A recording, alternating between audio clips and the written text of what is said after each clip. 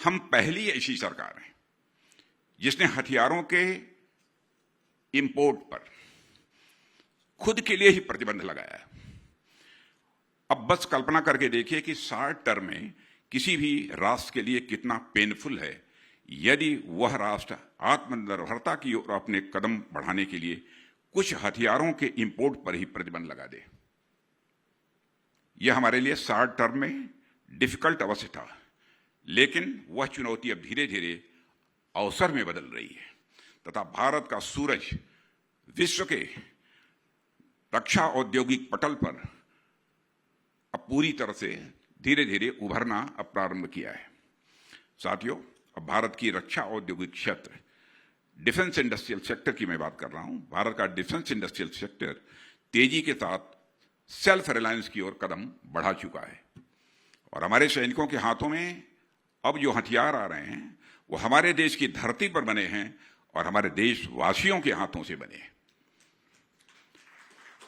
साथियों, हमारी armed forces ने पांच जो पॉजिटिव इंडिजिनाइजेशन लिस्ट जारी की है, जिसके तहत 500 ऐसे हमारे सिस्टम और इक्विपमेंट हैं जिनको हमने आइडेंटिफाई किया है और यह फैसला किया है चाहे जो भी हो उसका निर्माण, उसकी मैन्युफैक्चरिंग भारत में होगी और भारतवासियों के हाथों से होगी।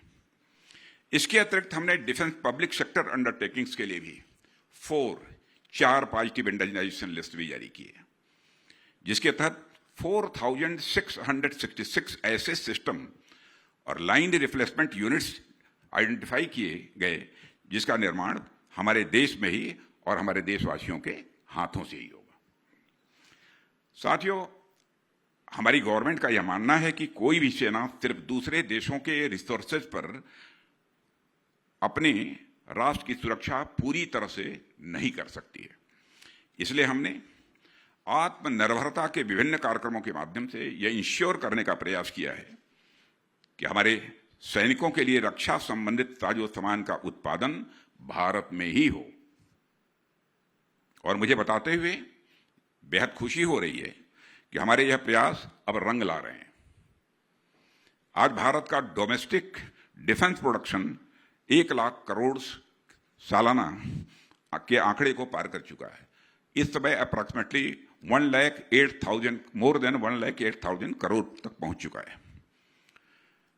साथियों, हमने मेक इन इंडिया और डिफेंस इंडस्ट्रियल कॉरिडोर्स जैसे इनिशिएटिव्स के माध्यम से ये इंश्योर किया कि हम भारतीय सेनाओं के लिए अत्याधुनिक हथियार भारत में ही निर्मित करें, यदि संभव हो तो हम उसका एक्सपोर्ट भी करें। और जब हमने डिफेंस सेक्टर में एक्सपोर्ट की ओर ध्यान देने की बात की, तब हमारे इस प्लान को कई लोगों ने बहुत ही शंका की दृष्टि से देखा और ये कहा कि संभव नहीं है। और इसलिए कहा क्योंकि भारत का रक्षा औद्योगिक क्षेत्र कभी भी एक्सपोर्ट के लिए कभी नहीं जाना जाता था। इंपोर्ट के लिए तो जाना जाता था, लेकिन एक्सपोर्ट के लिए कभी नहीं जाना जाता था। हम तो हमेशा आर्म्स एंड इक्विपमेंट इंपोर्ट करने के लिए जाने जाते थे, एक्सपोर्ट करने के लिए नहीं। आर्म्स एंड इक्विपमेंट खुद अपने ही देश में बनाकर और उसे दूसरे देशों को एक्सपोर्ट करना, यह एक ऐसा काम था जिसे करने के लिए आपको अपने कंफर्ट जोन से बाहर निकलना होता है। लेकिन पुरानी सरकारों ने इस कंफर्ट जोन से बाहर निकलने का कभी भी प्रयास ही नहीं किया और वह शॉर्ट टर्म गेन की ओर ही अपना ध्यान बराबर लगाती रही। साथियों, प्रधानमंत्री जी की लीडरशिप में हमारी सरकार ने इस कंफर्ट जोन से बाहर निकलकर भारत को रक्षा औद्योगिक क्षेत्र में, डिफेंस इंडस्ट्रियल सेक्टर में एक्सपोर्टर्स की लिस्ट में भी ऊपर तक ले जाने की योजना बनाई।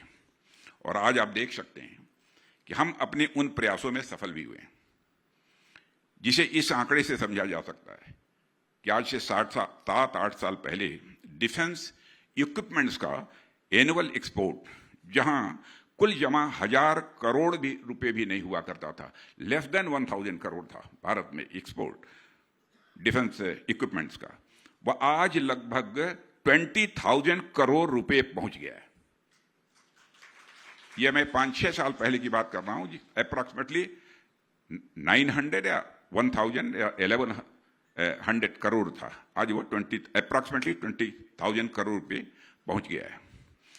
हम एक समय दुनिया में हथियारों के सबसे बड़े आर्म्स इंपोर्टर थे, लेकिन आज हम टॉप 25 आर्म्स एक्सपोर्टर्स की लिस्ट में आकर खड़े हो गए।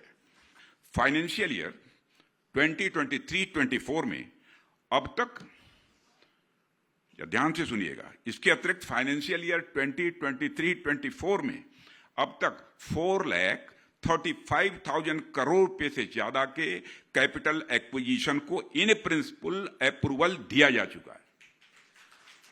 एक साल की बात मैं कर रहा हूं। 4,35,000, 4,35,000 का। और रक्षा औद्योगिक क्षेत्र में अभी तक के अचीवमेंट्स ने केवल एक नींव बनाई है, एक फाउंडेशन बनाई है, और आने वाले 5 वर्षों में हमें अभी बहुत आगे बढ़ना है। यह बात मैं विश्वास के साथ कह सकता हूं। हमारा उद्देश्य है कि 2028-29 तक हमारा annual defence production 3 lakh crore रुपए को टच करे, और साथ ही हमारा सालाना डिफेंस एक्सपोर्ट वो 50,000 करोड़ रुपए तक पहुंच जाए। यह टारगेट हम लोगों ने निर्धारित किया है। हमारा लक्ष्य यह भी है कि हम भारत में एरो इंजन्स और गैस टरबाइंस जैसे हाई एंड सिस्टम को आने वाले 5 वर्षों में भारत में ही हम बनाएं। यह लक्ष्य हमने निर्धारित किया है कि एरो इंजन्स और गैस टरबाइंस जैसे हाई एंड सिस्टम्स को आने वाले 5 वर्षों में हम भारत में ही बनाएं। और अब यह लक्ष्य कोई साधारण लक्ष्य तो है नहीं, और हो भी क्यों। जब इस देश के युवाओं की क्षमता और लगन असाधारण है, और यह मैं ही नहीं महसूस कर रहा हूं, अब दुनिया के विकसित देशों के, डेवलप्ड कंट्रीज के लोग भी इसे महसूस करते हैं। जब इस देश की सरकार की इंटेंशन एकदम साफ सुथरी है, तो साधारण लक्ष्य निर्धारित करने का तो प्रश्न ही नहीं खड़ा होता है। आने वाले 5 वर्षों में हम असाधारण लक्ष्यों की ओर बढ़ने की रोमांचक यात्रा तय करेंगे। यह बात मैं विश्वास के साथ कह सकता हूं। साथियों, इस बार के बजट पर यदि हम ध्यान आपने दिया होगा यदि, तो आप पाएंगे कि इस बार भी डिफेंस मिनिस्ट्री को सबसे ज्यादा बजट एलोकेशन हुआ है। सबसे ज्यादा डिफेंस मिनिस्ट्री के बजट को बढ़ाकर 6.21 लाख करोड़ रुपए करने की घोषणा की गई है, जो कुल बजट का मोर देन 13% होता है। सरकार के पास अब ना तो पैसे की कमी है, अब केवल पैसे से काम नहीं चलता, नीयत चाहिए, इंटेंशन चाहिए, करने का जज्बा चाहिए। तो न तो भारत के पास पैसे की कमी है, और न तो भारत के पास नीयत की कमी है, और न तो भारत के पास जज्बे की कमी है, न तो भारत के पास जोखिम उठाने के साहस की कमी है। सीमाओं पर, बॉर्डर्स का जहां तक सवाल है, बॉर्डर्स पर गहराती चुनौतियों के साथ साथ बॉर्डर के चैलेंजेस से आप सभी लोग अच्छी तरह परिचित हैं। जियोपॉलिटिकल सिनेरियो में, जियोपॉलिटिकल सिनेरियो के मौजूदा बदलते हालातों के मद्देनजर इस डिफेंस बजट को बढ़ाया गया। यह कदम भारत सरकार की long term approach, long term सोच को यह दर्शाता है। प्रधानमंत्री जी की प्रेरणा से ही हम सेनाओं में अग्निपथ, एक नई योजना लेकर सामने आए। उस पर लोगों का समर्थन भी हमें प्राप्त हुआ है, लेकिन कुछ लोगों ने इसका विरोध भी किया है। सेनाओं में ज्यादा से ज्यादा देश की युवा शक्ति की भागीदारी हो, यह हमारी सोच थी। यूथफुलनेस हमारी आर्मी में बढ़े, इसलिए लाए हैं, और इसलिए भी लेकर आए हैं ताकि आने वाले समय में हमारी सेना दुनिया की सर्वोच्च सैन्य शक्तियों में से एक हो। और इस सोच के साथ और इसी विजन के साथ हम सब ने तीनों ही सेनाओं में अग्निवीरों को शामिल करने की प्राथमिकता दी है। और इस बड़े बदलाव से एडजस्ट करने में थोड़ा समय, मैं मानता हूं, अवश्य लगेगा, लेकिन आप देखेंगे कि लॉन्ग टर्म में यह बदलाव किस तरह से हमारी सेना को पहले की कंपैरिजन में ज्यादा मजबूत बनाएगा। साथियों, अब तक मैंने health and education sector, infrastructure, banking, regulation और डिफेंस जैसे क्षेत्रों में लॉन्ग टर्म गेन पर आपसे बात की है। जब नारी शक्ति बंधन अधिनियम के तहत जिसमें कि महिलाओं को पार्लियामेंट और असेंबली में रिजर्वेशन दिया गया हो। हमने महिलाओं को वर्षों से लंबित उनका एक पॉलिटिकल राइट, एक राजनीतिक अधिकार जो मिल जाना चाहिए था, उसे हम लोगों ने प्रदान किया है।